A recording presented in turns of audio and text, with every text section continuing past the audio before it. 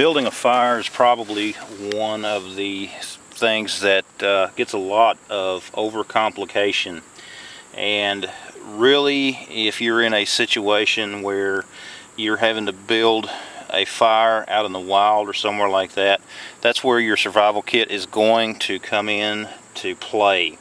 Now, we see people all the time using ferro rods and that sort of thing, and it's a good idea to have those, but in all honesty, as cheap as like just the standard lighters are, it's a good idea to keep a couple of those around in different parts of your pack. If something were to happen to those, if you were to exhaust those, then yes, that's when your ferro rods or something else is going to come into play. You see a lot of people processing wood, exerting a lot of energy to get that wood processed, but if you're in a survival situation, again, you need to conserve your energy, so you do not want to do any unnecessary steps that can make your situation worse. It's easy to find a lot of dried wood in most places. If you're out in the wood, you can find very dry wood. You can see how easily this bark breaks away from that piece of wood. And then what we can do is actually create a pile of the bark on top of some kind of a surface if the ground is wet. I've just got it laying on top of this just for demonstration purposes. And you can take a standard pocket knife or anything else, pick up another piece of that dried wood that you find around, and make you a feather stick. Very easy to do. You can also take some of those pieces and just put that on top of the bark also. Don't overcomplicate this, folks. If you're in a truly survival situation, you need to keep things as simple as possible. Do not overcomplicate it at all.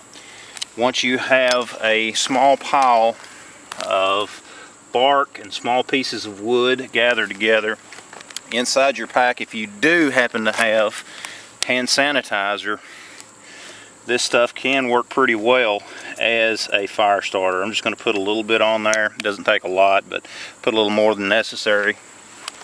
And the purpose of that is it's going to help to accelerate that fire. And you need to be careful doing this because that does contain alcohol, and so you do not want to catch yourself on fire doing this. Take my ferro rod and make my sparks.